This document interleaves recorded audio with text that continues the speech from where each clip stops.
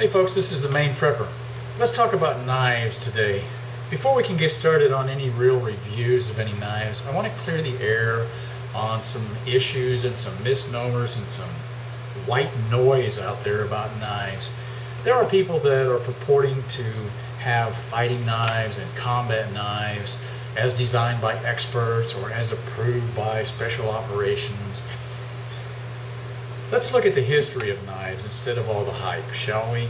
And we'll do that here in just a moment. I have in front of you several knives. You'll notice they all follow a kind of a similar pattern, and this is a military style pattern for combat knives.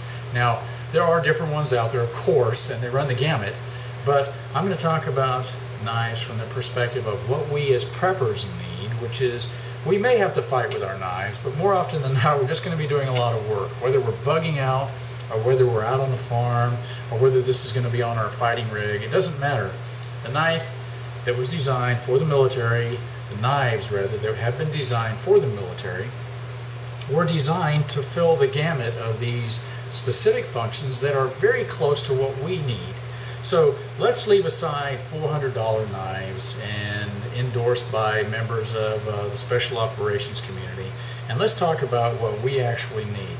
The good news is that what we actually need is going to run less than $100 in most cases. In fact, in all of my cases and my recommendations.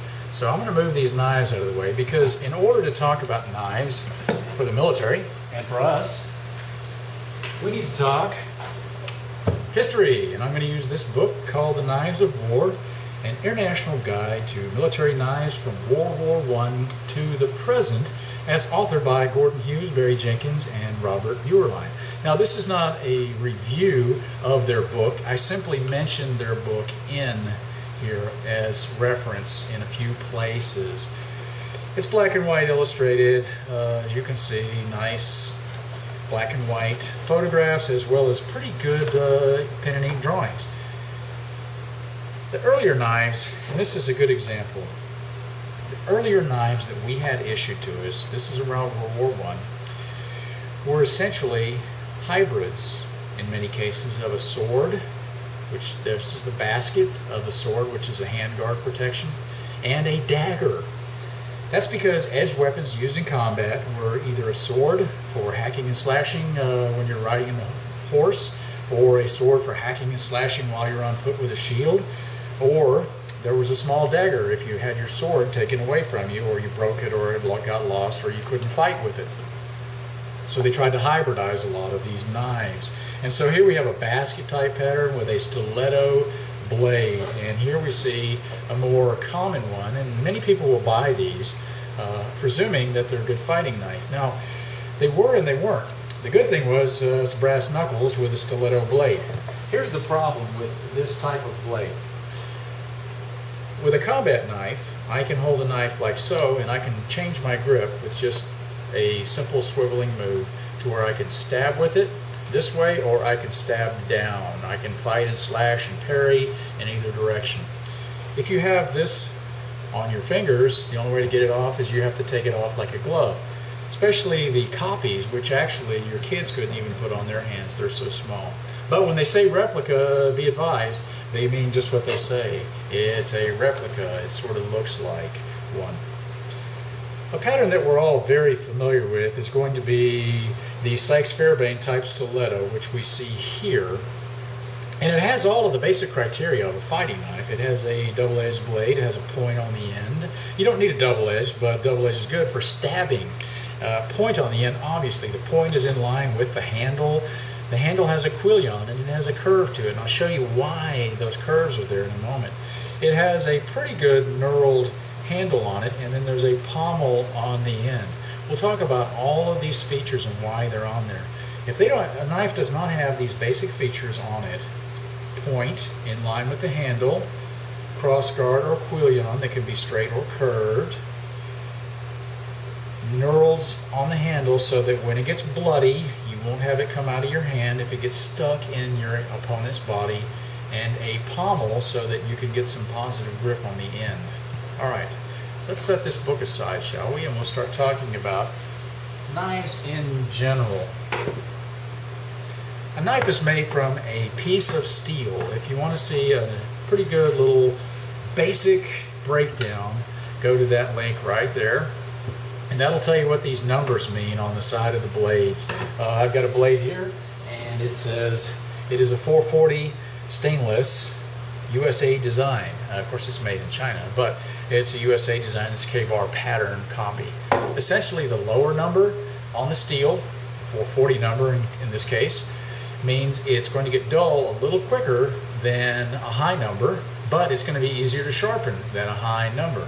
Conversely, a high number will keep its edge longer, but it will take a bit longer to sharpen. Now, I know there are people that will, add additional information, and that's fine, but just for the basics on there, just for the basics, that's a good rule of thumb, so you have a general idea. Most of us really don't care to know that this knife is carbon hardness Rockwell factor of 57 and this one's 59. That doesn't mean so much to us. We just need to know how easy it's going to be to sharpen, how well it's going to keep its blade, and is it going to hold up. Okay. A knife is not just for killing, it's also for utility purposes. That means it has to be sturdy enough to not only withstand the rigors of combat, you don't want it to break or fall apart and not do the job in combat, but also when you're using it in the field, you don't want it to hurt you. You don't want it to come apart. And when you're in a survival situation, the last thing you need is for your knife to break. So, made out of a single piece of steel from end to end. Earlier knives, and especially if you buy an antique, were made from a file. And if you've ever seen a file, it's got a little handle on the end, a flat file, and they would hammer it out into a nice knife shape, and then they would try to hammer that little handle down. So you had this great big blade and this little tiny handle that they tried to put a piece of wood or bone around. Well, that's kind of inefficient, and if you're working with the knife a lot, it's going to work loose from the handle, it's going to wear the handle out, it's going to wallow it out on side. It's not as effective as a piece running from end to end and somehow affixed via the end. I'm going to show you an example of how this knife is fixed together. Single piece of steel, the handle is formed into a rectangular shape, and here we see the rectangular shape coming out the end of this pommel. And more than just glued on or welded on, it is actually pinned. This pin runs through both sides. That pin runs straight across. That is a very good fastener. That's an excellent way of fastening on. Additionally, these knives, I've read, are also attached with a sort of polymer high grip glue. In the age of plastics, we've got some super scary, strong strength glues. When you get a blade, you want to look and see if there's welding. If the welding is just a little spot weld, that means they have just welded the crossguard or quillion in place.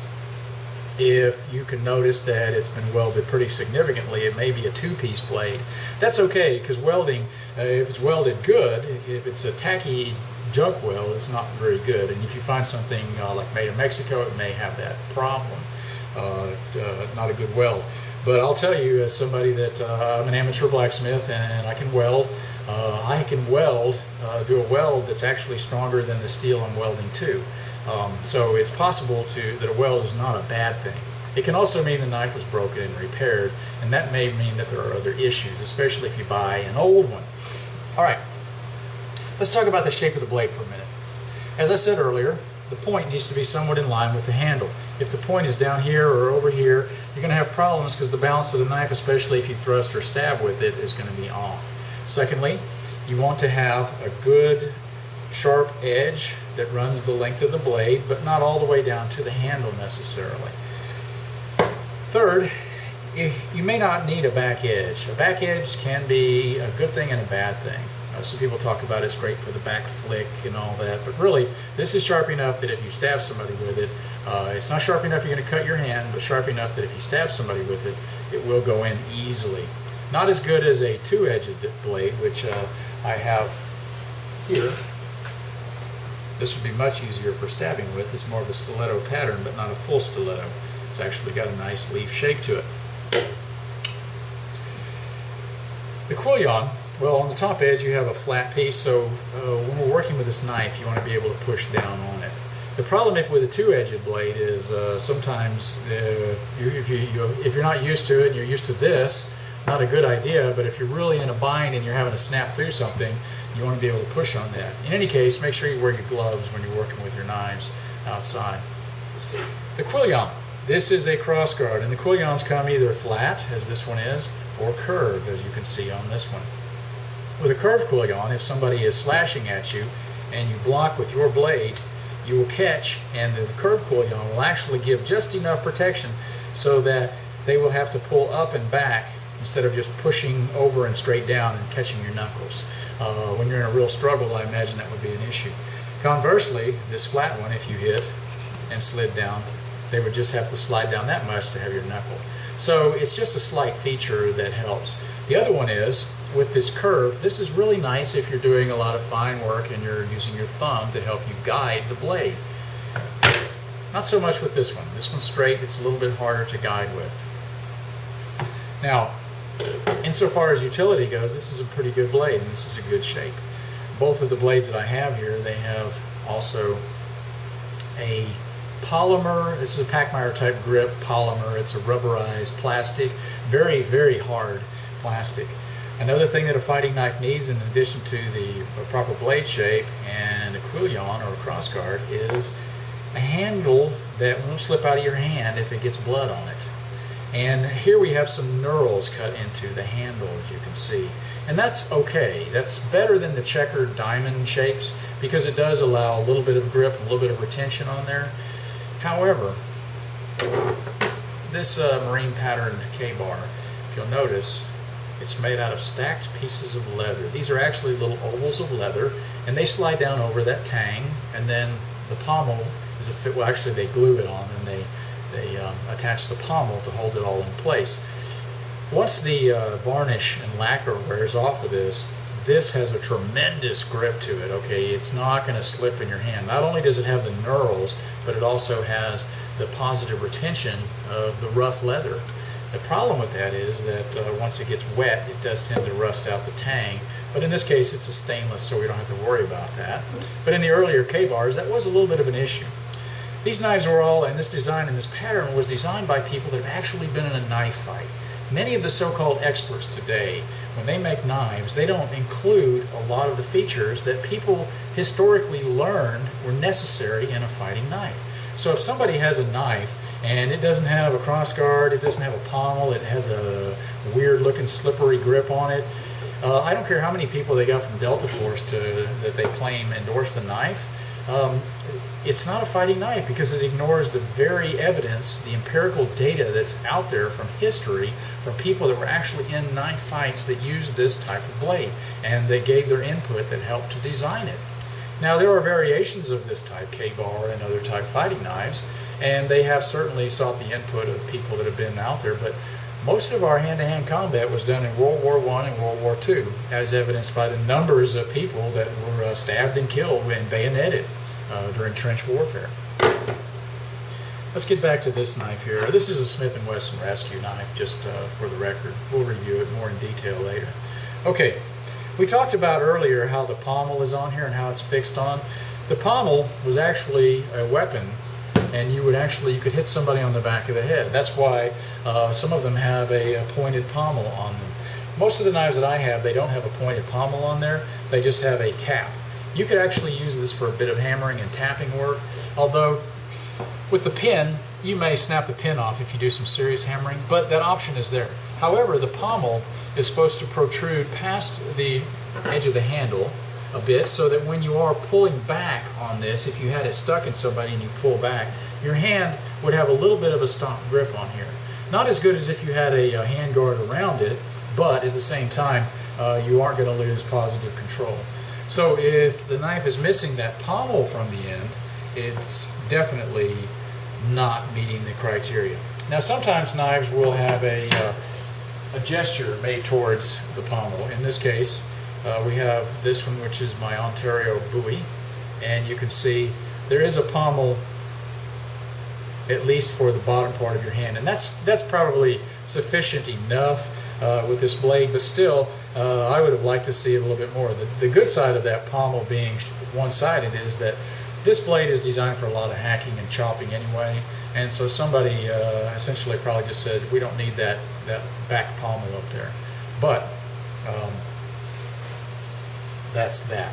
All right, these are the essentials that we need to look for in a blade. Just to recap, single piece of steel, end to end, pointed blade that's in line with the handle quillion or cross guard on there. By the way, that's also there if you stab, so it doesn't, your hand doesn't slide up the blade and you cut your hand open.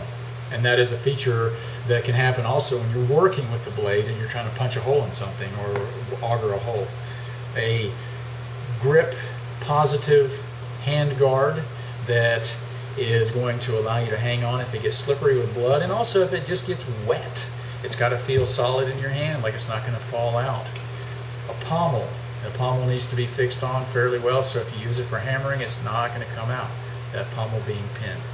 Hey folks, this has been the Maineprepper, and this has been an intro, a primer as it were, to knives. In future videos, we will talk a lot more about each knife in detail, and I'm going to give you my recommendations for a good field combat knife that can be had for under 50 bucks, and some options that are even under $20.